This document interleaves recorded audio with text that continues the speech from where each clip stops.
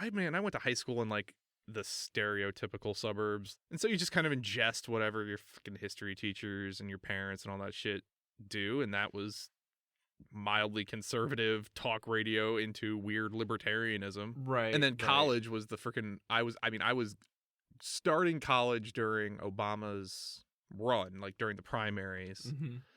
And so being on a college campus during that fucking shit show, I mean, everybody was freaking neoliberals. It was just neoliberals everywhere. And so your rebellion against that was, well, I'm going to be a libertarian and push my glasses up. Man, look at me. Get my Atlas Shrugged and my Milton Friedman and my 1964 Ronald Reagan National Convention speech on my iPod Touch, and I will show you who's boss. God, it is depressing how much I watched that fucking speech. But it's, so then, you get out of school. That was the fucked up part, because I watched Obama's inauguration when I was doing an internship in the Senate in Missouri. Ooh, okay. So sitting in a Republican Missouri senator's office watching that inauguration, it just was so, because I thought that's what I was doing, man. Like, I'm going, oh yeah, we're going politicking, we're going all down this, we're going to go to law school. And then that was right at the beginning of 2008. And oh, look, the economy goes down in flames. And I think that was the first moment that I started fucking going, well, hold on a second. Because even as a libertarian, I was watching Occupy going, yeah, no, I'm pissed. Yeah. Like, I get it.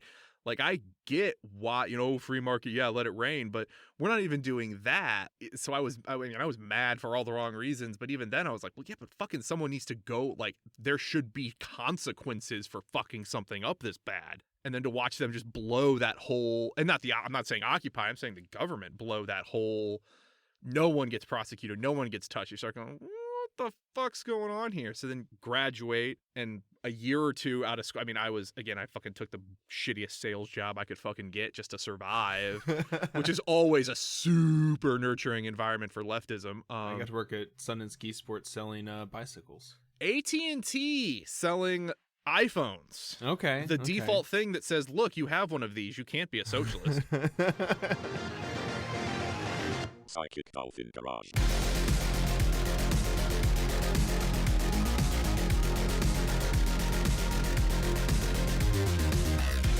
AT&T was a shitty sales job, but it was union. Like the CWA, the Communication Workers of America, like we were a union job. Okay. And I fucking I got bred into me to hate the union. As an employee who that union represented, I was convinced to hate that union because they were only there to help the people that didn't want to do shit or that were lazy and all those fucking tropes that you get drilled into you from the right over and over. That could have been you. You could have been the lazy one that they were there to help. Yeah, no, you could have just been a person that just didn't want to get fucking exploited and work 70-hour weeks and expect that to be okay. You could have just wanted to not be like literally verbally abused by your boss on a day-to-day basis for not convincing a single mom that she needs $400 worth of bullshit accessories she can get on Amazon for $12. Yep. I feel like an experience like that would have been good for me because I grew up working with my dad, who owns his own construction company, working with my uncle, who has his own construction company, doing the whole like, oh, I work for myself, I put in all these hours, I do everything. If I had the experience where it's like, oh yeah, no, you just work 40 hours, just clock out, you make enough money hourly, you don't have to put in extra hours to make enough money to pay rent this month, Yeah. You leave, you go do something else because your bills are paid now. Yep. Don't show up to work again. Yeah, it was the fucked up. Just watching people, and then again, I got, you do all the fucking petty bourgeois bullshit where it's like, well, I got to get promoted, got to be management, and then having the union come in and being pissed, like I'm trying to get a person fired because they're not making me, not even me, they're not making my boss's boss money, and somehow now I have to sit here and stare at that person and tell them that I don't think they should be able to like feed their family. Like fuck that shit. Like And then that's right around the time that Ferguson kicked off. And that was when I got out of college. Like, again, I went to college in Southwest Missouri. So I moved from St. Louis to Springfield, Missouri, which is still the buckle of the Bible Belt. Like, it wasn't exactly a hyper diverse, campus sort of shit. Right. They didn't have all those sweet Marxist professors teaching us the good leftism that they make you think that college is supposed to be. Nope. I came out of there with Ayn Rand and Milton Friedman. They definitely did their job. Then I moved out to the freaking to rural ass Missouri, so I still really didn't have any exposure. It wasn't until I got promoted. So as Ferguson was happening, I was working adjacent to St. Louis. Like, I was about 15 minutes away from Ferguson at the time when everything started popping off, and I had coworkers who were black and sitting there, and this was the first time I had experienced that I had seen systematic racism. Like, I had never experienced it, and I had employees that were just literally like leaving work, just like, fuck it, I'm out, bye, and heading down to the protests. And I had people coming back with, that had been beanbagged and had been pepper sprayed. And at the time I was like, I didn't understand. I'm like, what are you doing? This isn't you. Did you know him? Did you understand that? And I couldn't fathom what was going on. And that was the first time, like, someone pulled me in the back and sat me down and was like, okay, you're not a bad person, but you don't know shit. I don't know how to explain this any other way. You don't get what you don't get. And so they're like, if you are in good faith, like, if you want to hear what this, why this is a problem, I will tell you, but you need to sit there and shut up and not think you. And I was like, okay. And I sat there, and that was the first kind of time I definitely, because by that time I had you don't get through the Tea Party still thinking that libertarianism is a good thing. If you do, something is fundamentally broken in your brain. So I had already kind of shifted to like central neo-lib nonsense where it's just like, c'est la vie. Let everyone do what the fuck they want. Don't fuck with my shit. I don't care if you raise taxes. I would like things to be better, but I don't have a... Yeah. You watch enough Cop Block on Facebook, you're like, I mean... Yeah. They have some basics, right? Yeah. But then, so that was when I started seeing the racism part was what really started getting to me, because that's when I started diving down. Well, I was like, oh, well, let's see what's going on here. And then that leads you to Howard Zinn, which leads you to, I think, just a basic look around. And again, in it being right next to Ferguson that whole time and seeing that unfold, and then seeing the narrative around, and I'm looking at that, I'm like, no, that's not what's going on here. That's not how, this isn't right. This is fucking bullshit. And then it was just kind of a meandering for a couple of years where it's like, okay, well, I'm hanging out. I have black friends. This is good. I'm not a racist because I have black friends. This is good. And I don't ever think I was. I don't think that at the deepest part of my libertarian-y phase, I don't think that was ever a thing. Like I'll self-crit on a lot of shit.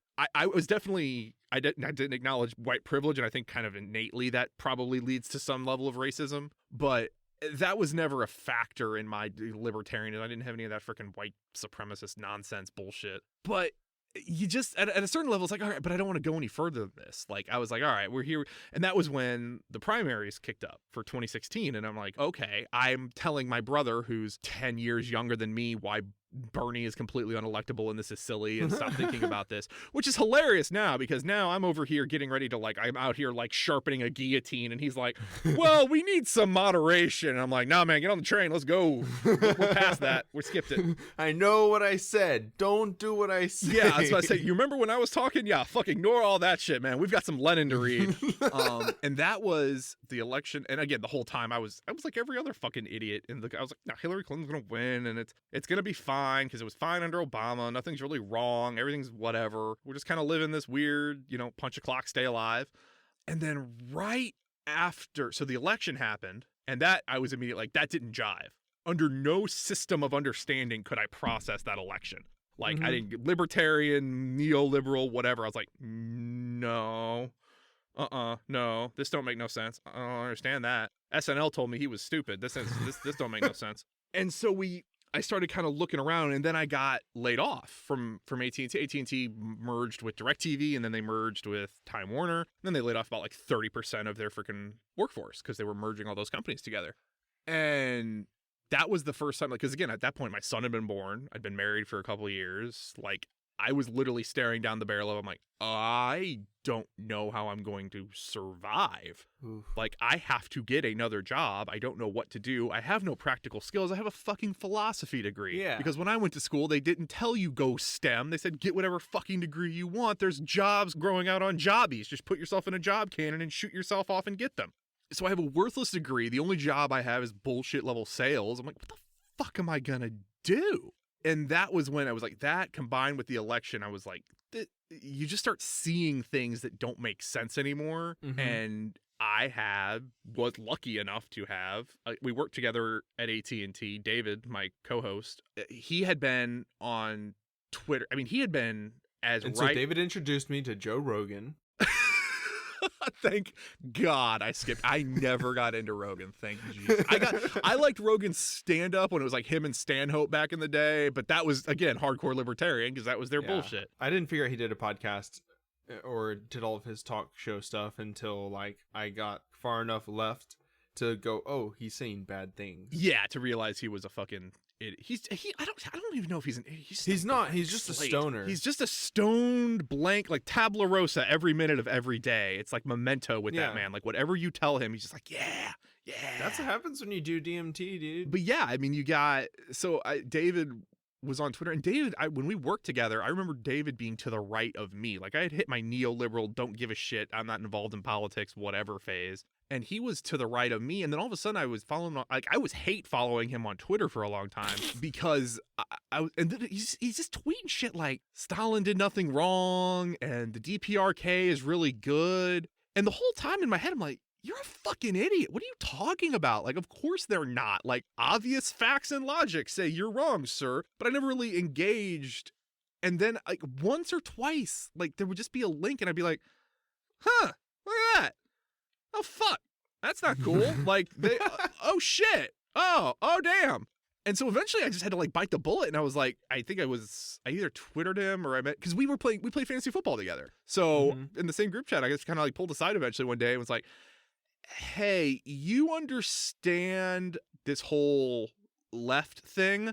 I want to, like, that was the thing though. Like, I always had to understand everything, like, as much as humanly possible. So, like, when I was a libertarian, it was like I had read everything Ayn Rand did, everything out of the Chicago school, all of Milton Friedman's shit, like Keynes and Hayek. Like, I had to know every bit of it. So I'm like, if I'm going to do this, we're going to do this. Like, I need to know capital. That's the one I want to know because that's the big bad bugaboo that everybody talks about. I know you've read it. I need you to either help me understand it. So we like locked each other in a library. We got a library room out in fucking rural ass Missouri. We sat down for about, I think that first time we sat down was probably like 2.5 hours or so. And I was like, just basic stupid ass questions. Like, why is the USSR not bad? Why is communism not bad? You're saying Stalin's not bad. That's pretty out there, dude. You got to defend that a little bit. Like North Korea, what the fuck's up with that? And he could just go. That's the thing about sitting with David is like, I still am not at that level of encyclopedic leftist knowledge that he has because I'm just starting to kind of get there with some stuff, like some subject matter, like the stuff that we've read a lot, I feel I have down, but like just random countries that I can barely name, he can list off like 20 years of history about. Like, it's insane how much he's absorbed. And it's that fun quote of being a leftist, like, to be a communist, you literally have to be able to know everything about the last 300 years of history minute by minute, or you just have to concede arguments to people that are just like, well, yeah, but the communists killed 300 million people. Yeah, I'm definitely like the opposite side of that spectrum where it's like I encountered like ironic communism as I was radicalizing, as I was going like, hey, what is, all these people, all the Ben Shapiro, like economics 101 bullshit. So I came at it from the opposite end where it's like, oh, these people were ironically doing it, but then I learned how to like argue with those people. And so I got a lot better at quote tweet communism. I can hit with good like sound bites and commit just enough to like maybe win an argument, but not try to like keep it away from dragging down into like giant fights because it's so difficult to do all the studying. It's impossible. That's the thing is it's literally I genuinely don't know how David did it or how he's done it in the amount of time he has because I think he's been at this now for probably, oh God, I mean, Jesus Christ, yeah, it's at least 5 years now since Ferguson. Yeah. Well, I've climbed from bronze to gold in League of Legends in that time. So. It's like so that was, I think that was really it, and that's why you always have your kind of your pet project. You're very, I don't know, precious with the thing that radicalized you. Like whatever got you there, you kind of tend to ignore any blind spots on it. So like I get very defensive of saying China does not, Stalin did nothing wrong. Kim Jong-un's awesome. The DPRK is great, is better than the America.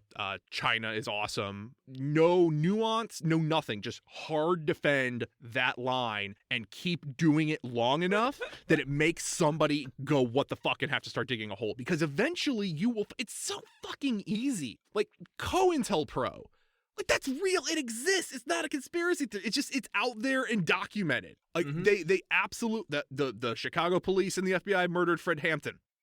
The end. That's a thing. Your government did that. Are you okay with that? No. Okay. So once you get like one lie, you've got a thread and you just kind of can keep pulling from there. And then it's like, hey, you remember all this stuff you thought you knew about like communism in the USSR?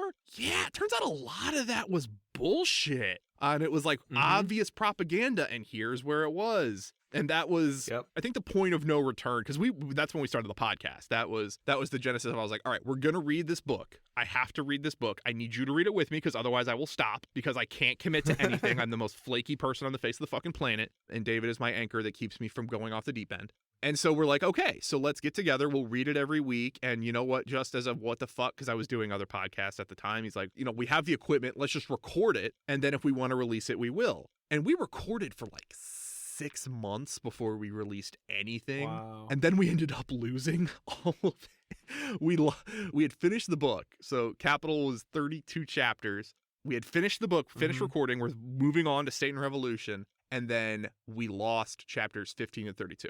And had to go back and completely re-record the last like 15 hours of audio or something. It was like 16 hours worth of audio we had to go re-record. And that was when I almost quit, because I was like, I can't do this fucking shit. I can't. This is a nightmare. No. And then Dave was like, nope, fuck it. Locked me in the cave and was like, we're doing this. We're doing it one way or another. So get over it. But that was, hell yeah, again, my moment where I went full, because I was still arguing, because I'm a big Camus bitch, or I was for a long time. Like I loved Camus. I loved existentialism. Because that was the epitome of my neoliberal phase, where I was like, I don't care about anything. I don't have to care about anything. None of this matters. None of this fucking is anything. It was just like nihilism and absurdism and fuck it. Just live and be happy and do what you want. And that's enough. You don't have to do anything beyond that. And so the fact that Camus and Sartre always differed around the point of Stalin and the gulags and the Soviet Union had always been this weird sticking point for me. So even as I'm reading Capital and absolutely agreeing with everything, I'm like, irrefutably, this is obvious. This is common sense once you get down to it. Yeah. I still had this weird thing in the back of my head where I'm like, yeah, but we should probably be like a lot freer about it, and we shouldn't really like force people to do stuff. And if we start throwing people in camps, then we're just as bad as them, and all this equivocating. And it was hard. And I get that. So I was kind of in that phase. And the thing, I finally broke on the Proles episode on Stalin. The Proles and Rev Left episode on Stalin, combined with reading State and Revolution, is what shoved me from. And again, I hate that political compass. I hate it so goddamn much, because it's just not. It's not accurate. It's designed to put people in boxes that don't really exist. But that's what shoved me from the bottom left to the top left. Yeah. I totally understand that political compasses are like a tool to help you like realign people's skewed view of politic in general. But it's a handy shorthand. It's what we you have to use it because it's convenient and it's there. Yeah. But it was that Stalin episode, because it was so meticulous, and just the level of the amount of lies rapid fire that got exposed there, because you don't have to think Stalin is the best. You can have critical disagreement with Stalin. I think most of us that call ourselves tankies, I think, have legitimate criticisms of Stalin and his leadership, and the whole Stalin did nothing wrong thing is a meme. That's a tactic, that's a strategy, that's a way to shock people into kind of engaging with a topic they might not otherwise engage with at all. But and like right now, we're getting ready. This is my full circle. This is like my fun moment, because again, that was what the Rev Left was. I started with, and Brett's Vietnam episode, I think, was the first thing I listened to of hard left material that I was like, holy shit, Like, we are the bad guys. Oh my fucking God. We are literally the grand Satan that they've always said we are. God damn it. So when we got to do our episode on Mao with Brett and Allison, that was the first time I got starstruck doing podcasting. I literally had to get wasted to do that episode because I'm like, I'm not talking to I can't, he's in my earphones. I can't talk to him like this. This doesn't make any sense. My brain can't comprehend this. And so now we're going, the end of this week, me and David are doing Proles, and we're going to do Black Bolshevik, which is Harry Haywood's book, who helped found the Communist Party was one of the leaders of the Communist Party in the US in the 30s. And holy shit, it's just all the stuff, everything you get told about the USSR and Stalin and what it was like, just his autobiography, it's like 600 pages. Like, it's the longest book we've done since Capital, and I'm killing myself trying to read it in a week and a half. But it's just so, every firsthand account is, no, it was absolutely not like that. And so I think at a certain level, my default position just switched to, no, everything they've said is wrong. Anything that I've been told about communism is wrong. Anything the US says is going to be wrong. I'm just going to take that default position from here on out. And it's way easier to assume they're wrong and make them force them to prove me that they're right than it is to do it the other way around. So I will take China's side on, Xinjiang. I will take Bolivia's side and Venezuela's side on all of these things, because it's just it's after a certain amount of times, it's like, how many times does the CIA have to lie to you before you just start distrusting them by default? Yeah. Like, it's just safer. It tends, and that's the other thing helping David around helps with, because he's so good. He knows all of these obscure coups and revolutions and all this, and like every time one pops, like when Rojava was a big talking point, David was very clear. He's like, no, this is a color revolution. This is exactly what we did in the Balkans. This is the same fucking shit all over again. This is going to turn out like this. Like, I get how it's being framed, but it is going to turn out bad. And then boom, Rojava turns out to be exactly what it looked like, which was a fucking fantasy that was puppeted by the US. Like, let's not do that. Well, yeah. After you make the brief and you laminate the pages and you get them all in the 3-ring binder, like, you just keep going back to the same thing you already make. You don't have the creativity to even make a new one at this point. I mean, they got Elliot Abrams back to fucking do Venezuela again. Like, come on, guys. This is like bringing back, like, I'm watching Power Rangers with my kid, and the Green Ranger showing up in the new one as the old mentor. It's like, come on, he's dead inside. He doesn't need to be here. Let him die in peace. He doesn't want to do this anymore. But no, we're going to do Elliot Abrams again and pretend it's not absolutely different this time, guys. Totally new. Totally not the same shit. Fucking horrible. It is. It's fucking, it's ghoulish. And that's even like on an international scale. And I know you're talking about Ferguson. Like, that's something that I think that I encounter more is people being radicalized by literally cop block. Literally just like police officers carrying fake weapons to plant on kids that they shoot. Again and again. Yep. I think that's been a huge force. Yeah, and that's a wonderful, okay.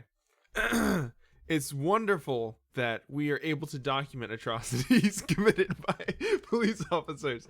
And I mean, they're getting committed whether we document them or not. So at least having the documentation is, if it radicalizes people, then fuck, at least you can take something from it. Yeah, it's good that it's being used to radicalize people as opposed to just continuing to happen. And activists are like, hey, this is happening. And everyone's like, eh. But even, it's so fucking weird because you go back to, I go back to just weird things where I'm like, how the fuck did we not notice? Like, Dave Chappelle, like, Killing Him Softly, like, his stand-ups, I'm a fucking stand-up nerd, so, like, everything goes back to I watch a bunch of stand-up I fucking love stand-up.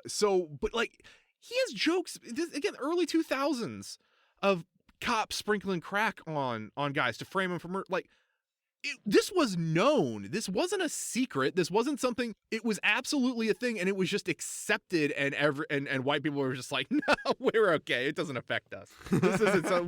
We're not going to do anything about this. This is silly. Come on now." Yeah, drug laws are one of the big like libertarian things, but also like it's a giant force of radicalization here in the U.S. The fact that we just like arrested people for the drugs that we gave them. And that's, again, you try and tell people, hey, it was like documented that the CIA and the FBI like put crack into the community, like, intentionally to fund a fucking war that they were doing that no one got arrested for and no one got in trouble for. and people will look at you like you have a third head, and it's like it's right there. Like, you don't even have to look that hard. They said it. And you don't even have to say like Stalin did nothing wrong. You just have to say that Reagan was the worst president we've ever had, and already you're like on thin ice. Yeah, it's I say, having grown up in Texas, like, well, this is. I mean, you've got the Bushes to contend with down there. I don't know. I got nothing. The worst Missouri has is Harry. The worst Missouri has is the guy that dropped the atomic bomb. You know, we're fine. We got nothing. Yeah. No, that was cool and good. Cool and good.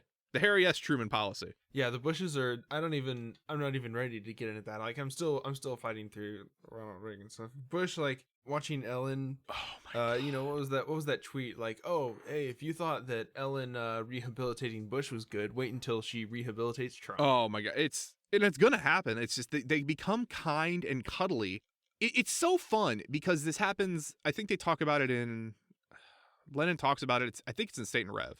I'm almost positive it's in State and Rev. Uh-huh. They do this to war criminals, and they do this to activists too. So you will try and do everything you can to defang activists after their death. So Martin Luther King, in his time, was definitely not this beloved figure that he is now. He was absolutely like seen as a radical and someone that was stirring the pot, and oh my God, how dare he? And then, you know, talking out against Vietnam before they killed him. And then now they've just defanged him completely and made him kind and cuddly and this warm figure of unity. Yeah, and he didn't want there to be violent protesting. Yeah, he's the sign of peace. No, are you kidding me? How much time did he spend in jail? I mean, how much he had attacked? But you're starting to see it with Malcolm now. Like, they're starting to sanitize Malcolm X to a certain extent. And that's terrifying to me, because that's like, in my lifetime, I've seen a turn on that one where he's no longer getting seen as, you know, as radical as he absolutely was. Yeah. But they're doing the same thing on the other end of war criminal, where they're making these people that are absolute monsters into these bumbling, kindly old, Henry Kissinger's bloated ass is still just floating around to whatever event that they pay him to roll his carcass up to and bloviate for 20 minutes about how he opened up doors to China. If Nixon was alive, he'd be hanging out with Jimmy Carter, building houses and skydiving, and they'd be like a fun buddy cop movie. Like, George W. like this, especially with this, in light of the stuff coming out about Fallujah and how did George Bush survive WikiLeaks? Because we don't want to, because we don't. The ruling class will not eat their own. They won't do it. They refuse to. His family has played by the rules. They've done everything the right way. They'll throw Trump to the lions. They don't give a shit about him. He's not part of that club. Yeah, but as much as he wants to be. Oh yeah, but the Clintons and the Bushes, those people have played by the rules for generations. They are old money. They built their political power the right way. They don't tattle on each other. They all pardon each other, and everything's fine. But looking at Fallujah being worse than Hiroshima and Nagasaki in terms of birth defects and harmful effects from depleted uranium. Yeah. How is Bush not up in The Hague right now? Bush or Rumsfeld or Cheney or any of these ghouls. None of them. And at a certain point, when none of them suffer consequences for that, I don't know how you don't just, like, if you're not going to give us something, don't be surprised when we just come knocking on your door with guillotines. Like, I don't know why you're going to be surprised that we're all really, really mad and ready to do something about it, because you've been committing war crimes for generations. That's an important point that I don't think makes it through to a lot of people, because the idea that I encounter the most is the separation of the state and the government functions from the people who are in the government, who are running the government. The state is this big shadowy thing, and then you have normal people that go in and try to do what they can, and it's just a bunch of normal people that are like trying to work together, but they bumble. That's like that citations needed, where it's just like they stumble. Oops-a-doozles, we Mr. Magoo'd our way into some war crimes. Oh. Yeah, and people don't, either they're not paying enough attention to like go, no, you're to blame for that, and then they get shouted down by like libertarians that are like, oh, they don't have that much power to do all that, and it's like, dude, you guys, Assange, I don't know anymore. Or they then go, well, all we need is someone good to get into office, and if there's just a few good people that we can elect, then they'll straighten everything out. And it's really, really fun. That was a tactic I started using a while back, and it's the one that's most fun to kind of fuck with people on, because if you want to take the people that will take that route of, well, the government's a big entity and no one person can't, isn't in control or anything like that. They tend to be the same people that'll lionize someone like FDR and make him out to be like some sort of hero that single-handedly conquered the world and did all this good shit. They're also the exact same people that will make it out that Stalin was somehow able to coordinate like individually signed letters to murder 300 billion people on a landmass that takes up 1/6 of the earth in a time before we had instant communication. I've done the calculations. He could have signed every single letter. But it's just, he had the time. It's the same group of people that will tell you, oh, the government's not smart enough to pull this off, or they couldn't pull this. Will absolutely assume that Stalin was out there with a machine gun, just AK-47ing everybody and their mother down by himself single-handedly. That he had universal control. The same people that assume Kim Jong-un is like some like puppet master that is completely deceiving his people into. It's like, you can't have it both ways. You cannot say that these people have this amount of control, but then this one person over here can have some superhuman level of control over their country and is responsible for everything. Like, and I used it with Obama. I was like, okay, USSR. Objectively, if you're a libertarian using this and you want to try and use this against me, get fucked. Get out of here. You don't belong. I'm not talking to you right now. You don't get this. Yeah. But the USSR absolutely had excesses when it came to like the purges. Most of those were carried out by the NKVD. The NKVD are the cops. They are a hyper militarized police unit within the USSR. Fine. They were headed up by a guy. Fucking Yezhov is running the NKVD. He went to wild excesses. They admitted that. Stalin admitted that. Everyone admitted that, like, whoa, we might have gone a little too far with some of the purging. Now, again, when I say purging, I'm also not talking about, like, they didn't just fucking straight murder everybody. Like, there was a lot of just kicking people out of the party and shit like that. But, yes, they went to excesses. If you're going to level every bit of that and put that on Stalin's plate, which everyone fucking does, everyone, put everything wrong, every aspect of that gets laid at his lap, then you have to lay Ferguson on Obama's lap and say he is directly responsible 100% for all of that. Because it was you are trying to ascribe local policing actions that are wildly autonomous and carried out without central executive oversight at all times. And you're trying to ascribe them to one person at the head of a country. And you're trying to do it in a time when there was no way for him to know what was going on in every aspect of the country at all times. It was impossible. At least Obama could have feasibly like Skyped into Ferguson and been like, hey, maybe you guys should stop systematically oppressing an entire group of people to fund your fucking police force. Maybe you should stop doing that a little bit. Like, he could have done that. I know that I maybe don't have the statistics on hand to, to show you exactly how much worse you are being than the rest of the country on average. It's fucking... But I do have the witnesses to tell me. One of the dollop was also that was a low-key radicalizing factor for me. And it's problematic for a lot of reasons. There are some early episodes that I kind of wish would be purged, because I do think they've gotten better as time has gone on, especially.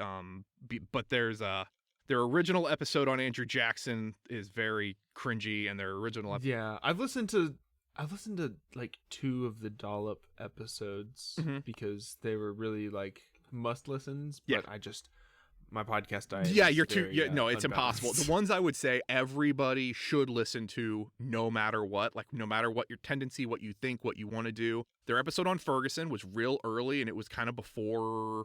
It was well before 20. I mean, again, it was like happening as Ferguson was happening. And that was startling because it was so well researched and so well detailed. It is episode 19. Yeah. Wow. Yeah, exactly. That's what I'm saying. An episode that they are 400 episodes in. This was way back. This happened as it happened because they felt they weren't even doing political stuff back then, but they're like, we have to talk about this. That episode, because it was so big. And it should be bigger. Like, it should still be something that we are reckoning with today, and we're not. We're really not. I mean, we've had so many flash in the pan things that should have tilted us over some edge. It should have dragged us off of some cliff, and it just keeps, and we just keep pulling it back.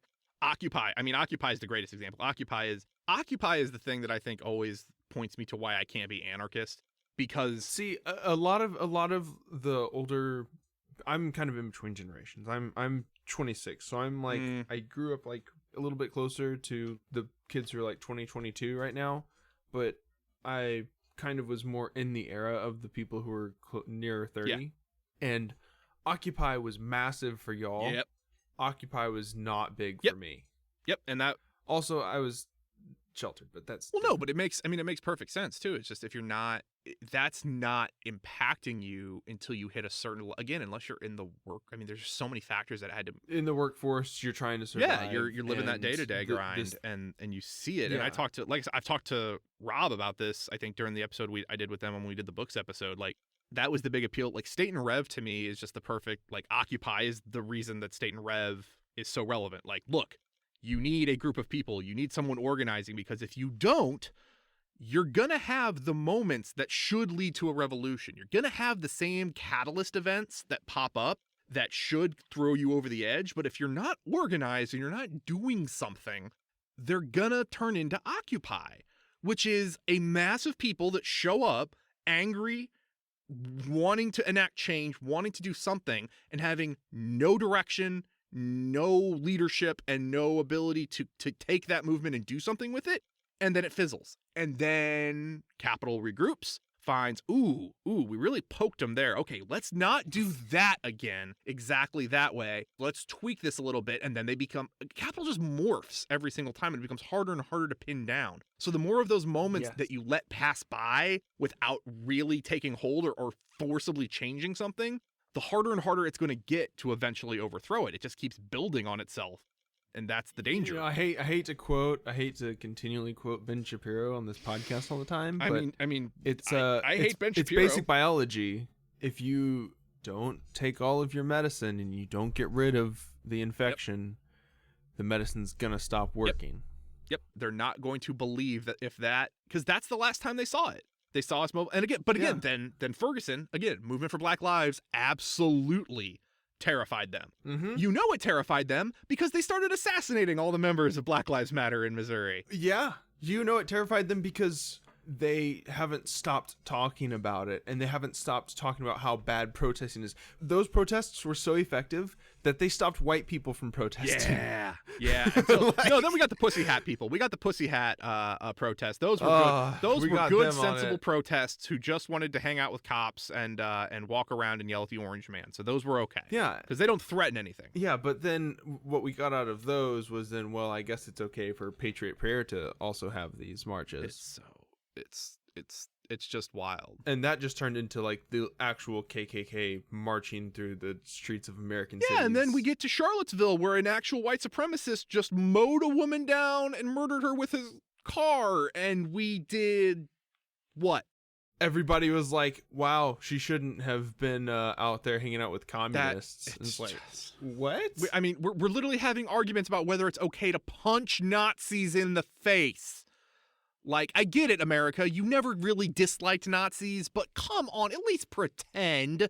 It's, the ideology is so, you have to defend your guy, and your guy at that point ends up being the white supremacist. Yeah, and that's where, I mean, you're at a tipping point. You're at a point where something's going to, and that goes back again to why I'm top left, because I want structure. I want an organization. I'm reading again, we're reading Black Bolshevik to do with Proles this week, and something that I'm almost like misty-eyed reading, because they're like, they sent, Harry Haywood got sent from America to a school in the USSR, and the whole point of the school was to train revolutionaries.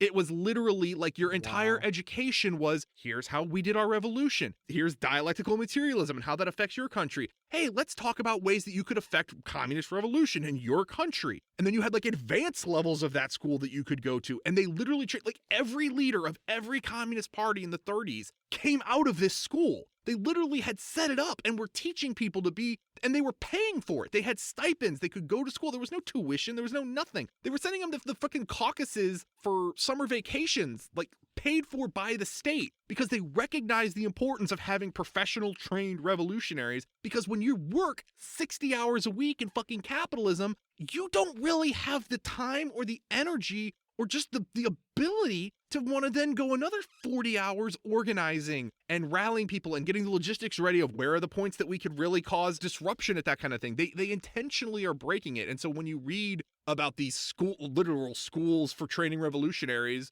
but no, the USSR was evil. It was awful. It was the worst thing in the world. It's like, God. Oh, damn. Yeah. Just like unions, Exactly. IWW, bad. And that's why I think, and again, that's where I think unions are, depending on the union, are a great way to, because let's be real, the AFL-CIO exists. We got problems. Like believing in labor unions, to me, is the same level of leftism as electoralism. Yeah. Like, and just drawing your line, oh, well, if everything was unionized, everything would be perfect. Yeah. It's like, no. If the electoral system was better, everything would be perfect. No, it would find a way to adapt. Yeah. And again, I don't think me and David have quibbled about this on the show.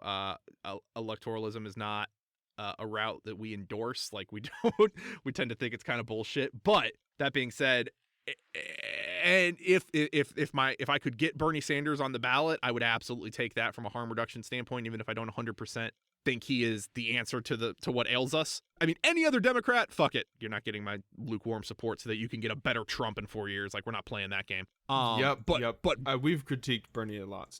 Yeah. I give him as much shit as anybody. Like, he rails against the Sandinistas in the 70s, but then calls Maduro a brutal dictator. Like, come on, man. Like, dude, you saw this playbook before. How are you missing this one? He says American imperialism is bad, but then he also says that we don't want foreign workers to take the place of American workers. Yeah, that was a bad clip, but it's just like but then again, you see him. You've seen him evolve when he was saying again Maduro's a dictator and what he's doing is awful, and then to saying what happened to Evo Morales is a coup. I mean that is tangible growth towards the left and towards the correct assessment of U.S. foreign policy that you hear out of literally nobody else. Not to praise electoralism, but that's a lot of that's also because the Squad is getting coverage. Yeah, and then Ilhan Omar goes ahead and retweets someone fucking TikToking about Uyghur Muslims in Xinjiang, and so they just can't. They can't. And then AOC gets her picture taken with the freaking right-wing separatists of Bolivia, smiling with a thumbs up. Which, again, I get that she didn't know. Like, I'm sure she didn't know what she was doing. Ilhan, I'm not giving a pass on. AOC, I give the pass on because I generally believe that they had someone hustled into her office and said, they're from Bolivia, photo op, and she took a picture and she moved on. Yeah. Ilhan should know better than to tweet that. That's unnecessary. Yeah. Let's not, the TikTok tweens don't need help with their freaking propaganda campaign against China. Like, how many times do you need that lie exposed before you maybe rethink whether that's the tweet you want to send right now? All of what is it, like Tankier Chapo Trap House r/Tankier Chapo Trap House? Oh man, that sounds like a whole list of words that I just don't know what it is. Oh yeah, no, it's just like it's just a worse Chapo Trap House 2 subreddit. Oh god. And they're just like memeing the whole China Muslim thing. Yeah, it's again, this is one of those things where it's like, is there possibly some nuance there, or is there possibly some, maybe maybe, but the burden of proof is on the U.S. or anyone else to show me definitively that something is going wrong in China before I will say anything against the China, because again, they've proven time and time again that they are much more capable of handling their own internal issues and their own internal contradictions far better than we are. And they're actually trying to do fucking socialism. They have a plan for communism. They're working on it. They've struggled with it over the years. They have a tradition that is attempting to drive towards communism. I'm going to give them the benefit of the doubt and not the fucking imperial juggernaut that is the U.S. Sorry. I don't care if a TikTok tween is straightening their hair. Rotting, like, ragged corpse of imperialism that is the USA. Yeah, it just doesn't, I don't see, and again, I don't see why it is so hard for everybody, for Bernie, for the Squad, for any of them. I don't see why it is so hard to stick to a coherent line on foreign policy. And that coherent line is, if the US is saying something is happening, they're probably wrong. The end. Yeah. That should be enough. It should be, but in a world where Colin Because Powell that showed up doesn't- with weapons of mass destruction, you should be more skeptical at a base level. Yeah, it's like, and that's where a lot of like Rand Pauls are like so close to So almost having it right. close. It's painful to listen to people that are like very into, again, like WikiLeaks. Like, Yeah. I'm absolutely like, yeah, no, you have to like disprove all of WikiLeaks before you'll convince me that watching all those videos and reading all those like documents that Yeah. that any of that is like wrong or just a smear campaign against the US. Well, I mean, like look- it sounds like trying to argue with, you know, my parents, where it's Yeah. like, well, you don't know both sides of the story. It's Yeah. like, No. shut up. Stop No, it. I know one side of the story. Do you have anything else, or are you just gonna?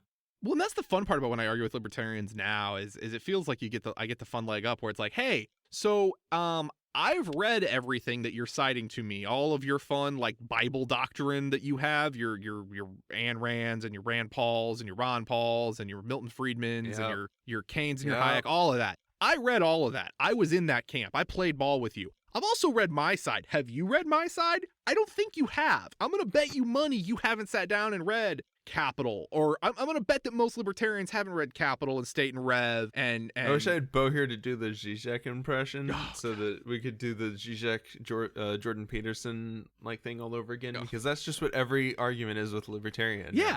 It's It's like, like, well, I haven't actually read Capital, so, you know, but I just think that I don't know, man. Like, I feel like the free market's really good. it's like, guys, I know where you were because I was there. I get it. I understand why you think what you think. I can put myself in your shoes because I did that. But I've Yeah. also seen this side, and I think this side is far more persuasive and correct based on the reading. Are you willing to? No, you're not willing to engage. You're just going to take your side, and you're not even going to look at the. It's So don't fucking both sides me uncomfortable. on that. It's uncomfortable to admit that maybe one thing is wrong, because then you have Very. to start questioning everything else. Very hard. It is, and that's why I get it. That's why I don't. When I come at people trying to engage, I legitimately am always doing it in good faith, because I can't do it any other way, because that person was me. Like, if I had access to Twitter in 2007 or 2006, or I was actively using it, there would be some really shitty takes from me out in the world. And that's I have the advantage of not growing up on social media like that, and I can keep Yeah, I've just my bad takes deleted hidden. like Oh, I purged a lot of years shit. of. I mean, I've purged like the Wayback Machine on Facebook, and is like my like purge-o-matic 4000. It's like, oh, there's a garbage take. Goodbye. No, you have to. That's why, again, I know why they think what they think. I sympathize with that. I was there, but you have to be willing to engage in good faith and learn from what the other side is saying, and not just try and shut it down when you don't know what you are talking about. Like, you literally cannot talk. And that's why I wanted to start when, again, we started the podcast. We started with Capital, because I was like, look, that's the foundation. I need to start there and go. Because I always tell leftists that's my thing. Like, when people are like, well, should I read Capital, or how should I read Capital? I'm like, don't. If you're already a leftist, don't read that damn book. I promise you. I'm sorry. I will get shit for this. And I State and Rev. well, not even that. Just trust that Capital is right. Trust that everybody else who has built this movement and who has been doing this forever does Capital. Mhm. I had to read Capital Yeah. because I'm one of those people where it's like, no, I have to know. I have to know. But Yep. if you just trust that he's right, you can move on. Or at least just read like the last 5 chapters and then move on. Yeah. And That's then what- start reading the that's good what stuff. JJ Demon said too. He said read the manifesto, and that's Yeah. the fun one. That is the fun one. I don't know. For me, I would rather read. I think there is an interesting tactic. I think David Harvey's talked about this in his lecture series on it, and I know we talked about it on the show. But I think there is a very persuasive argument for reading Capital backwards. Yeah. I think you said that in Dumb and Awful. Yeah. I know. I definitely did. Yeah, where you start from the back and go big, because the closer you get to the beginning, the more abstract and not important you get. So if you start at the back and move forward, everything in the back is really interesting. And then it slowly gets more and more abstract. And if you get to the beginning of it and you don't want to get down to like base level abstractions of like, what is value? Like, you can stop, and you'll still get most of the important stuff. But yeah, State and Rev's way more exciting and way more fun. Imperialism's way more fun. Everything by Mhm. Stalin is way more fun and easy to read. Mhm. Mao's really fun and easy to read. Like, I think that it's really awesome that there are so many schools of leftist thought. There's not just Marxism. MLMs are the only true leftism. no. Like I because there's so many different approaches to like the super abstract questions. Yes. And there's so many, like, again, like, we may not totally approve of electoralism, but like I still say, if if you're the type of person that hasn't spent 4 years already block walking, go block walk. Yeah. If you have the time to do it and people, go block walk. If you don't, then don't. And that's why I find a lot of anarchist theory very interesting. I'm the house anarchist. I'm the anarchist mom. And that's the thing is I went wildly because it was very funny because it happened live on the show. Because again, I started from a base of nothing. That was what was fun about doing when we did the show to start with. Is I started reading Capital straight neolib, had no concept of anything on the left. I said, I don't want to know anything. Like, I'm gonna put blindfolds on and we're gonna do this like the dial-up was like my model for shit. Speaking of which, yeah. before I forget it, dial-up episodes that everyone has to listen to. Go listen to the John McCain episode. Go listen to the George H.W. Bush episode. Go listen to the Iraq War episode. And go listen to the Reagan episode. Those 4, they've literally, like, they're multiple hours on. The Reagan one's a 2-parter. It's like 4 hours almost. And they decimate that man. Oh, they absolutely, like line by line. The McCain one was the best because they did it right after McCain died. And then the Bush one they did live in Houston right after Bush died. Oh, and yes. Those were, and then they had to redo the Bush one because they lost the audio. I sympathize with them there. No, but they, the Houston venue just happened to lose the audio of them decimating George H.W. Bush. Oh wow, weird, it just happened. Weird. But yeah, those if you want to very easily be able to pick apart those war criminals by much funnier people. Those are the 4. But that was like my concept. Like that was my theme of the show. It's like, all right, we're going to do the dial-up where we read Capital and you know what's in Capital and I don't know what's in Capital and I'm going to react. And very quickly we threw that out the window because I couldn't keep living in a freaking hole where I didn't understand things. That was not very fun. But like I found out about the commune when we were reading State and Rev and doing the research about the Paris Commune. So immediately, like my first introduction to anarchists is, well, we can't take the National Bank because that would be bad. We have to like negotiate with the government in exile. And I'm like, oh no, fuck this shit. No, we could have killed it there. You could have stabbed Capital in the heart and you didn't, Podone. Fuck you. God. And then I was very angry about anarchists for a very long time. And then JPZ came about and was a delightful light in the darkness for me and made me trust anarchists again because anarchists are comrades. Yeah, I think it's both sides. Like whether can we never say both sides? Can we never say it's both sides again? Just please. Sorry. It's both schools of thought that are fought in different ways. Anarchists are like very distributed, decentralized, and so the way to attack them is obviously to like cloister them together and then to attack them as an individual cloister. You break them into small enough bite-sized chunks and you take them out. Like that's easy. And then with more traditional communism, it's you just fight those countries with the massive capital machine that is the rest of the entire planet that's enslaved under wage labor, and you starve them out. Which is horrible that we can. I mean, it's good that we can talk about it. It's horrible that we're stuck just like podcasting about it. Well, but that's again, that's where I think we're doing. It's such a stupid meme, but it is. Lenin would have been a podcaster. Marx would have been. These Engels would have been a podcaster. That's what you have to look at. I think that's the only way to stay sane doing this because it's what else. You do what you are good at doing. And in this case, like I think everyone in this fun leftist podcast, dome that we live in is doing what they can do. And there's so many different ones that, again, you don't know who you are going to be able to radicalize because we don't know where it's going to pop off and we can't all be everywhere at one time. But if we get enough of this out there, the more theory that's out there and the more grounded people are and the more people have an idea of what's going on and what the stakes are, the more likely we are that we're going to have someone in that, there is no great man theory. You just need to be in the right place at the right time and want to do something. And if the more of this we get out there, the more likely we're going to have a person that's at the next Occupy. And instead of just saying, all right, let's have some, like says, fuck this. No, they live right there. Let's go fucking take their shit. Period. Go storm the fucking banks. Let's do something. There is no great man theory. It's just, influencers. Yeah, exactly. It's blue checkmark theory. Yeah. Which the broader our base is, the more connected people feel to a social group, to a bubble that of people that they agree with, that they have things in common with.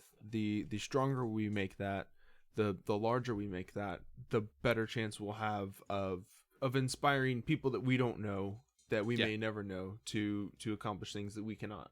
And I think that's the big thing is, you know what you can do and you know what you can't do. I know I am not the grand organizer. I never have been. That's never been my skill. But if I can please, if someone out there is listening, you're an organizer, please, for the love of Christ, contact me. I've reached out to so many organizations that say that they're like organizers, and it's just like this weird like stonewall where they're like, yeah, that would be cool, and it's like, all right, let me know if you're organizing anything, because I will show up to it and tell people about it. And I think you look at history and you look at these movements, and that's not, they don't, it's not going to happen like that. It's going to happen until we have a broad party, until we build some sort of apparatus that is doing this for ourselves. Nobody else is going to do it. So I think the more of us we get together, eventually there is going to be a great leader or a great organizer, or someone that has that, knows how to put a party together. But you don't know when Lenin's going to show up, or you don't know when Shea's going to show up, or Fidel's going to show up. Like, they're just going to,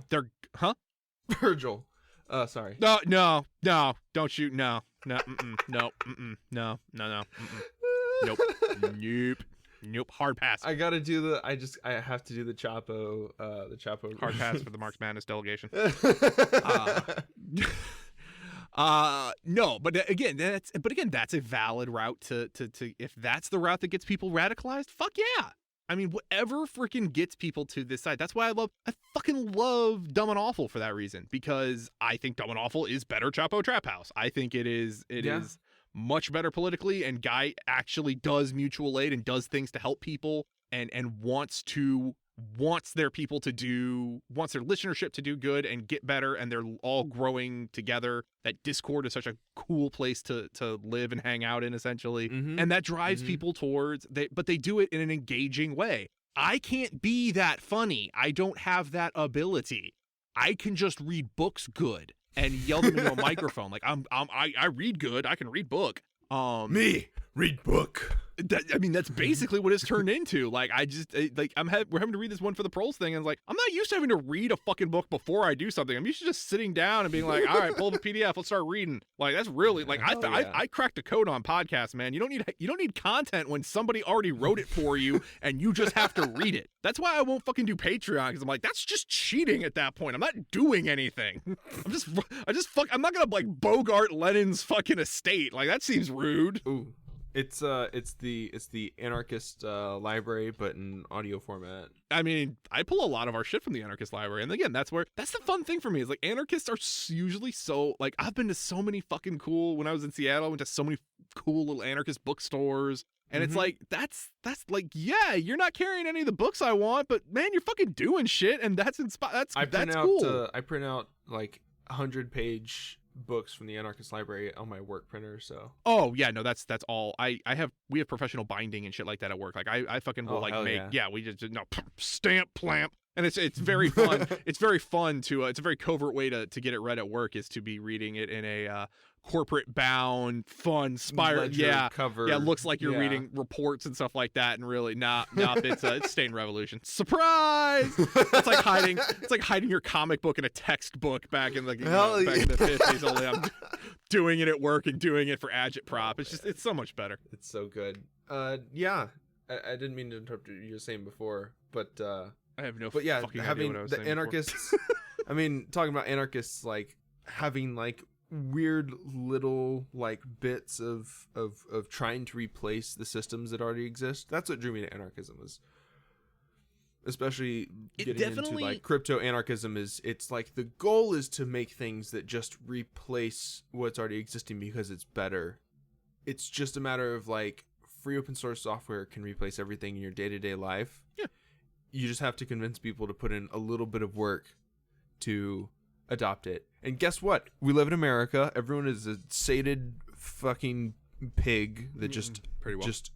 just wallows in capital and wallows in the comforts of our lives, and any sort of discomfort is just too Unacceptable. And that's the problem is there will be people are going to have to be uncomfortable before they're willing I'm to do uncomfortable. I haven't eaten Chick-fil-A in like 6 months, okay? I'm one of those weird people that I literally, like, before there was controversy, I fucking never enjoyed Chick-fil-A. Like, I never understood it, didn't get it. So I was like, yeah, I'm going to take this principled stand very easily. Look at me over here being a crusader for the right. I just don't enjoy their chicken. I would rather have I was Popeyes. homeschooled. I was homeschooled. I was like a Chick-fil-A manager. Like it's the whole thing. You're born into it. No, I get that. that I firmly understand. Yeah, it's gonna be uncomfortable, and not in like I make below living wage, because it's uncomfortable for Americans already. It's just it's weird to think about the things that we're willing to put up with under capitalism in America that we should have revolted against long ago. And that's the hard part, is even for people, because I've had this with very honest conversation with my brother, because I'm like, you know what's wrong. You love Rise Against very much. You understand what's going on. You listen to Rage Against the Machine. I unabashedly love Rise Against was one of the things that kept me from going full fash, I think, back in the day. Like that, I fucking love that. I will unabashedly love that band. I stand them so hard. But I was like, you know it's wrong. You support Burn. You understand why won't you take this next step? What in your brain is keeping you from making the leap to, and we need to violently overthrow it? Why can't you get there? And he was very honest. It's like, because I like my life. I like my friends. I like my family. I don't want to burn everything to the ground and see people around me suffer to try and fix that, because I'm not dying right now. I think my big brain theory on it is it's just alienation, and that's a lot of why I love making communities and wanting to build and trying to build a community, because if you're surrounded by enough people that are like, no, just burn it down now, then eventually you'll be like, oh, I'm surrounded by other people that support me in this, and there's enough of us to make a difference. And also, I think it just involves, it's basic human empathy. That's what I said to my brother. I'm like, you care about people. You don't want people to suffer. You don't want your friends to suffer. I'm like, but by not every day, we don't actively fight to burn this down.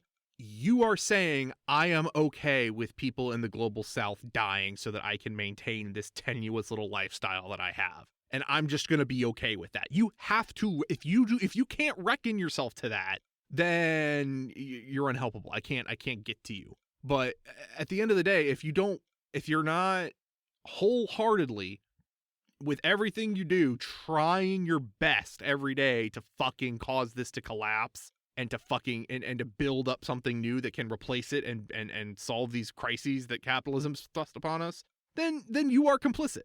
At the end of the day, you're complicit. And I don't know how else to put that. But it's it's the thing that when I don't want to fucking read a very long book, I'd rather play video games. That's the little thing I have to tell myself to get going. Because it's like, yes, there is someone that is suffering right now. And if you do nothing, you are complicit in that fact. End of story. Yeah. Which. Okay.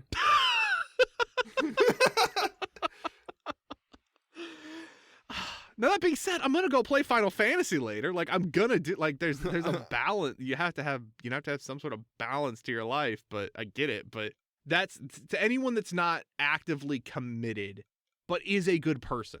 Anyone that's not, that still thinks that we can just elect the right people, and it's uncomfortable to think that you're not a good person. It is uncomfortable to think that you are not actually as good as you think you are. And your brain is more. I don't mean to like say that it's inevitable and you can't fight it, but your brain is more wired to be like, well, you're doing enough, than to say, hey, do better. Oh yeah, you want to be comfortable. Yeah, because you want to be comfortable, and humans take the path of least resistance, and there's a lot more powers that be fighting against your impulse to want to better yourself and better your community and better the lives of people around you than there is energy in your body to fight that and to do something and to have enough things to be comfortable. Because a lot of people that are very committed to creating communities, to organizing, to taking action, are not class traders by any means. Like, No. we're all working class. Yeah. What's one thing that people can be doing that they don't do? I'm gonna be really bad. I think the easiest thing is to fucking read, is to have some sort of content. And I'm not saying read like in a you need more theory. Engage with the people that came before you in some meaningful way, whatever that is. Engage with political thought in general. Continually grow Yes. your Don't beliefs and views. don't get static. Don't get comfortable. Constantly question yourself. Constantly push yourself for why do I think what I think? Why is this right? Is there somebody that's written about this? Is there some perspective I haven't considered? Because the more memes have a 2-week shelf life, and your political ideas should also have a 2-week shelf life. Yeah. After 2 weeks, they're stale. It's time to like refresh. Yeah. Read diverse. I mean, get out of your comfort zone and go engage with thought that makes you uncomfortable, because that's the only way you grow. Especially if you're on the left, especially if you're calling yourself a communist or a socialist or an anarchist, if you're not making yourself uncomfortable and getting really really self-criticizing and questioning, why do I do what I do? I think that's the biggest thing. If you're constantly questioning yourself and thinking, am I doing enough? Am I doing enough? The odds are you're probably at least trying to do enough, and that's the best you can do. Well, I think I'm gonna wrap it up there. It went a lot longer than I was thinking, but that's because there's a lot of stuff to cover. Yeah. Also, you brought me on, and I love the sound of my own voice, and we'll talk for hours on end, just to nothing in particular. It's why we podcast. This is why I don't do a docket on this show, because it's a lot more of trying to piece the thoughts together. Yeah. For other people than it is, me trying to write down what I think the perfect conversation would sound like. No, and this was fucking. If nothing else, this was hella cathartic for me, because this was the first. It's very rare that there's very few opportunities to just sit down and just completely word vomit, your entire autobiography essentially, and to try and reconcile that. So it's interesting. This was a fuckload of fun. Yeah. Well, do you have anything that you want to plug? Do you have... obviously the good old MarxMadness. We have all of Capital, all of State and Rev, all of Imperialism done. Assuming Rob hasn't died of some New York pneumonia, I will have been on Dumb and Awful, and you can go see me play with the boys there. Again. Oh yeah, no, I just show up occasionally now. They ever since they sent me equipment, it is my obligation to, anytime they need a co-host, I just jump in.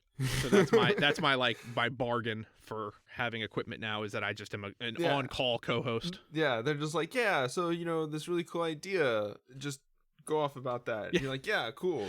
20 minutes later, and that's what that is. So the books episode was like all me, and then I think everything since then has just been, all right, let's just do easy shit so that Nathan doesn't have to spend a month of his life reaching every book. I love the books episode. The books episode was that is great. the most work I think I've done on anything ever. So I'm very that is most amazing work. That's the Spark Notes, of leftism. 200 years of random leftist history, except I get yelled at because I didn't include Malatesta. I get it. I didn't include Malatesta. It happens. We can't make everyone happy. These are facts. So I guess to close this out, follow the MarxMadness pod. Is it at MarxMadness pod on Twitter? Yeah, we are at MarxMadness pod on Twitter, or you can email us at marxmadnesspod@gmail.com. We have one of those. No one ever emails us, but it's there. Same. We also, if you want to, we don't have a Patreon, and we don't have a Discord. So our default Patreon and our default Discord is the Dumb and Awful Patreon and Discord. That's where I live. So if you were going to give us money, give it to them instead, because they do really great mutual aid, and I love them dearly. Yeah, support Brett's cooking content. Yes. Oh my God, Cooking with Comrades is fantastic. Everybody go watch that gingerbread guillotine episode. It's so good. Awesome. I hope you have a great night, and I hope everybody out there in podcast land has a great night as well. Later. See ya. Howdy, y'all. Don't forget to follow our link tree in the show notes to discover new things like our Discord, social media platforms, and all the places where you can listen to our podcast. Word of mouth is the best way to introduce us and other leftist creators to friends, family, coworkers, your AA buddies. Community is about more than hot takes online. And if you want to support our efforts, you can donate to us at patreon.com/psychicdolphingarage, which is spelled how it sounds. Hope to see you on the stream tonight. Enjoy this music by JJ Demon. How the fuck I still got a full head of hair? Not a single gray. Fuck the cops, family first, every single day. Bringing a charm when I ring the alarm. My arms got a box cutter insignia. We gotta abolish ice, abolish it. No need to apologize, the Holocaust abolishes. For no reason we colonize the land and put up monuments. Dope needles, dollar signs, the globe stands in astonishment. I hope there'll be a punishment. I really wanna get bloody. I really wanna stand in judgment of anybody taking money from anybody in the struggle. Anybody on a budget. Poor people getting 10 to 20 for some dumb shit. Corporations incorporating a bloodlet. Mark my fucking words, this coup will not be bloodless. Mark my fucking words, this coup will not be bloodless. Mark my fucking words, this coup will not be bloodless. Mark my fucking words, this coup will not be bloodless. Mark my fucking words, this coup will not be bloodless. Mark my fucking words, this coup will not be bloodless. Mark my fucking words.